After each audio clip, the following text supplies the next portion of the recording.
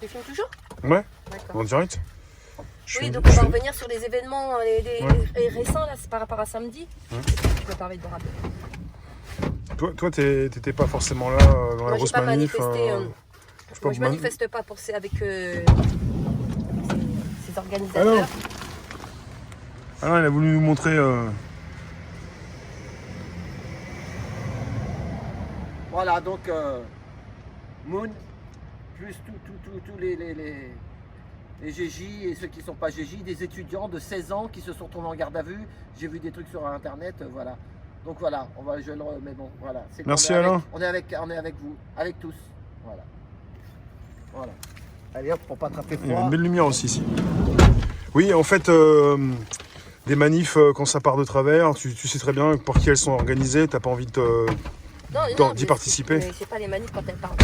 Oui, quand elles partent de travers, parce que de toute façon, les manifs, elles ont toujours été sévèrement réprimées depuis très longtemps. Et là, en l'occurrence, avec le mouvement des Gilets jaunes, on l'a vu, la répression.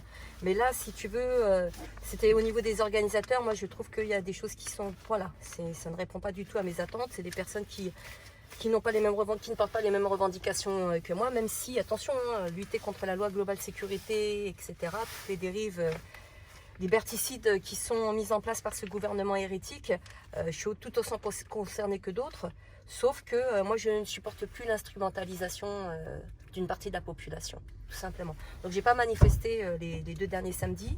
Le samedi d'avant, il y avait une manifestation pas loin du ministère de la Santé contre les mesures sanitaires, le couvre-feu, les attestations, les masques, etc. Je te dis ça parce que je sais pas si Nadia était partie à ces Maubeuges.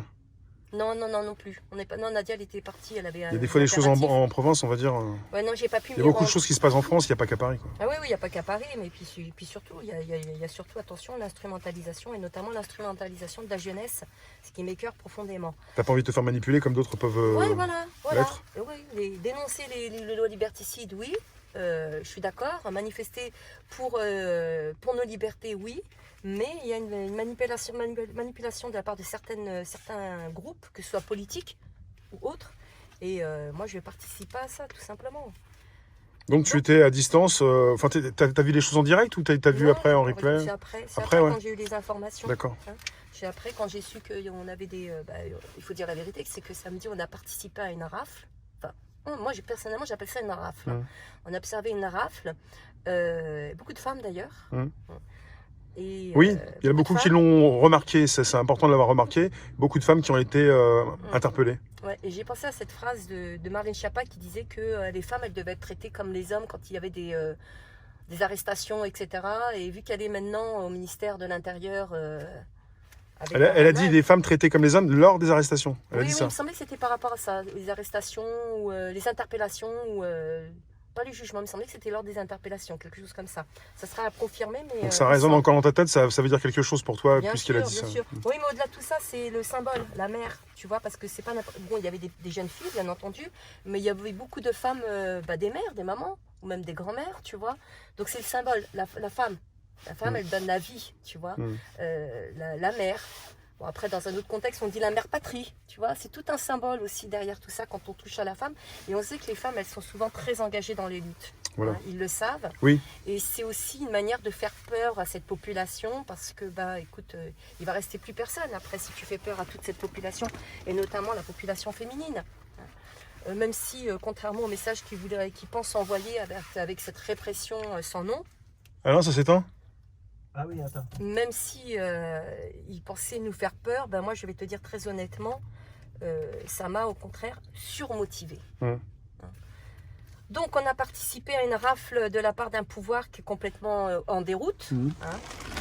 Et je pense que oui, c'était ciblé pour certaines personnes. On a eu parmi nos camarades Nathalie à Paris, que beaucoup connaissent, qui est souvent habillée en jaune. On a eu Moon, donc, avec son parapluie multicolore.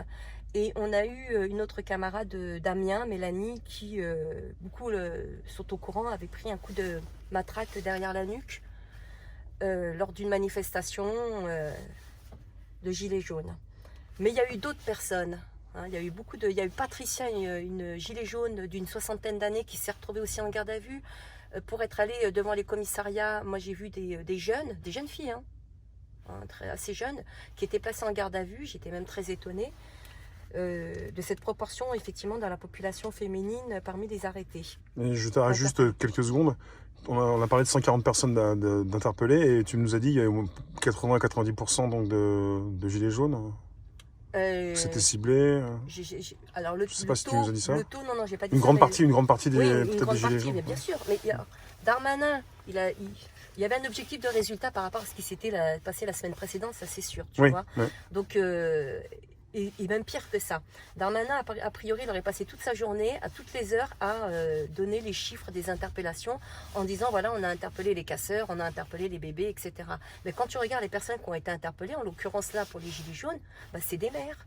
C'est des mères de famille. C'est pas des black blocs. C'est pas des black blocs. Ce qui est quand même assez incroyable, c'est qu'ils te disent en amont, on les reconnaît, on est capable de les identifier, on sait qui ils sont. Oui. Mais là, pour répondre à une politique du chiffre et pour assurer une certaine bourgeoisie qui, elle attend justement du résultat, et parce que c'est surtout une directive d'Emmanuel Macron, eh ben, ils nous ont dit qu'ils avaient arrêté 140 et quelques personnes et que c'était des black blocs, ce qui est totalement faux. Donc ça, il faudra aussi le dire et le redire à l'envi. Pour Moon, moi, je pense qu'il y a une petite explication. C'est que le journal The Guardian, il avait publié, même elle est dans le Courrier international, cette photo où tu vois derrière, tout est en feu. Et là, tu as Moon avec son parapluie multicolore. Donc, eux, ils l'interprètent comme ils veulent, tu vois. Mais pour moi, c'était un peu une espèce de lumière, tu vois, dans cette noirceur, cette obscurité. Un peu cette une petite connotation de la résistance, mais quelque chose de beaucoup plus positif que l'arrière-plan. Et le fait que le Courrier international, que The Guardian, etc., en parle, je pense que ça n'a pas eu plu du tout au niveau du pouvoir ici en France. Surtout que dans leur texte, ils sont assez critiques à l'égard de la politique du maintien de l'ordre en France. Et je pense qu'à partir de là, elle était ciblée. Il fallait démystifier cette image. Il fallait criminaliser cette personne, ce symbole-là. Il fallait le criminaliser. Et c'est exactement ce qui s'est passé. C'est-à-dire que quand il y a eu les arrestations et qu'on a appris que parmi elles, il y avait les camarades, quand je suis allée au commissariat du 18e, parce qu'elles ont été dans un premier temps au commissariat du 18e, ce qui s'est passé, c'est pour ça que je dis que c'est vraiment très grave. Elles étaient au 18e, elles ont fait toutes les trois, donc Nat, Moon et Mélanie, elles ont fait au total 72 heures. 72 heures. 72 heures pour un parapluie multicolore. 72 heures pour un drapeau sur lequel il y avait un doigt d'honneur pour l'une. Et 72 heures pour la dernière, sans motif. Elle était en plein live et elle a été interpellée. Donc, 72 heures et elles ont fini les dernières, 24 heures au commissariat du 18e, 24 heures à la sûreté du territoire, traités quasiment comme des terroristes, à la sûreté du territoire, ce qui n'est pas anodin. Et les dernières 24 heures, donc à la souricière au TGI. Les motifs, je viens de vous les citer. Voilà. Donc pour Moon, soi-disant le parapluie, vous l'avez tous lu, je crois que sur les réseaux, le parapluie, un multicolore, ça serait un signe de ralliement des Black Blocs. Et c'est ce qui appellerait à déclencher les violences parmi les Black Blocs. Il y a plusieurs photos. Moi, je me rappelle de Moon, quand elle a sorti ce parapluie, sauf erreur de ma part, je me suis même demandé si c'était pas suite à l'histoire de Geneviève Leguet. Tu te rappelles, à Nice, elle avait le drapeau de la paix. Et le drapeau de la paix, ça c'est les mêmes couleurs. Et donc, il y avait aussi ce symbole-là, tu vois. C'est à ce moment-là que Moon, elle a sorti son parapluie. Et c'est vrai que pour Moon, parce qu'elle nous l'avait dit, ça symbolise la paix, les couleurs de la paix. Donc, à défaut d'un drapeau, elle a le parapluie. Ça n'a jamais été un point de ralliement pour les Black Blocs en manifestation. Alors oui, elle est devant. T'es abasourdi, tous ceux qui la connaissent sont abasourdis, savent très bien que... C'est une mère de famille, c'est incroyable. Et donc, qui elle est moi, franchement, ça m'en est tombé des bras. Mais il fallait trouver, tu vois, il fallait trouver un moyen de décrédibiliser, de détruire ce mythe. Et ben ils l'ont fait, ils ont criminalisé carrément 3 mères de famille. Et là, moi, je me pose des questions, je me dis, mais attendez, toutes ces personnes que vous interpellez, que du jour au lendemain, vous nous dites que c'était des terroristes, si vous menez des enquêtes comme vous êtes en train d'en mener, au point de criminaliser des mères de famille, ça remet tout en question. D'ailleurs, quand elles sont parties avec la sûreté, alors à la sûreté nationale, à la sûreté du territoire dans le 19e, on ne va pas mentir, ils ont été corrects avec nous. Quand ils sont sortis, ils nous tenaient informés d'évolution. Ils nous ont laissé approcher le car quand elles ont été embarquées, donc on était quasiment au contact des filles. Non, avec nous, ça a été Il y a correct. des personnes parmi les policiers, en fait, elles sont entrées dans un cursus, quelque part, c'est infernal. Et il n'y a pas que des personnes désagréables ou impolies. À l'intérieur, je ne sais pas. Je ne peux pas parler pour parcours, elle, parce ouais, que de ce que j'ai ouï dire, il n'y a pas eu... Il y en a elles se sont plaintes quand même, tu vois. Mais nous, à l'extérieur, quand ils venaient nous voir, ça a toujours été de manière respectueuse. On nous allait quand même laisser approcher le camion, alors que généralement, ils te mettent un périmètre de sécurité. Mais moi, je l'ai très bien compris. Pourquoi? Parce qu'ils savaient pertinemment que ce qui se faisait, c'était de la grosse merde. D'accord. C'était en fait au bout de 72 heures. Et toi, tu étais à la fin au tribunal Oui, j'étais au TGI. Donc, ils nous ont laissé donc approcher le camion. Oui. Et c'est vrai que quand le camion est parti, moi, je me suis tournée, ils étaient à la fenêtre. Et il y en avait un qui m'a filmé quand j'ai dit, mais attendez, mais qu'est-ce que vous faites? Ça fait 2 ans que vous faites de la merde. C'est incroyable. Vous avez déployé des moyens disproportionnés pour criminaliser des mères de famille. Est-ce que vous vous rendez compte? Et là, je leur ai dit, mais allez chercher Jack Lang et allez chercher les pédophiles. Mettez autant de moyens pour aller chercher les pédophiles, les gars. Toi, quand on commence à t'enregistrer, si c'est la police, t'en profites, tu leur parles, tu leur dis ce que tu vas leur dire. Mais en fait, le but, c'était pas de parler de la pédophilie. C'est ce qu'on m'a rapproché après, c'était de leur faire saisir l'incongruité de la situation.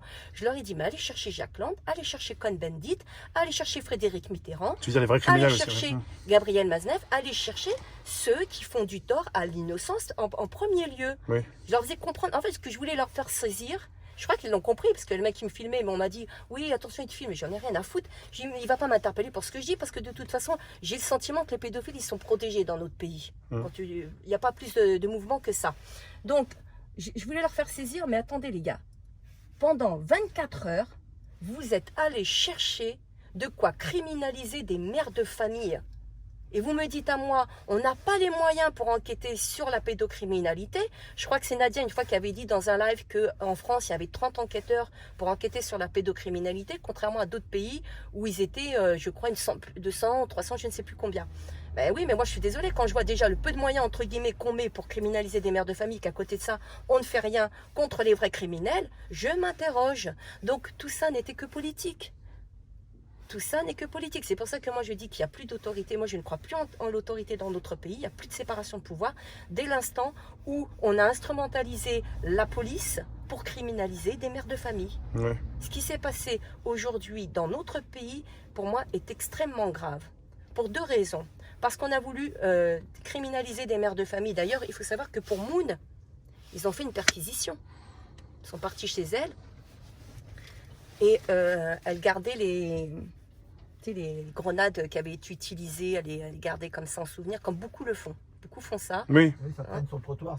Voilà, il y en a qui ramassent, il y en a qui ramènent les galets, il y en a qui ramènent les palais, il y en a qui Il y a des morceaux qui sont partis dans tous les sens. Et ce qui est intéressant, c'est qu'à un moment, ils te disent, le journaliste de BF Merde, il te dit, oui, elle avait des armes de catégorie A. Mais précise que ce sont des grenades qui ont été utilisées, qui n'ont plus, tu vois, à part une apparemment qui n'avait pas été dégoupillée, ce qu'elle ne savait pas, qui aurait pu être dangereux, mais précise ce que c'est.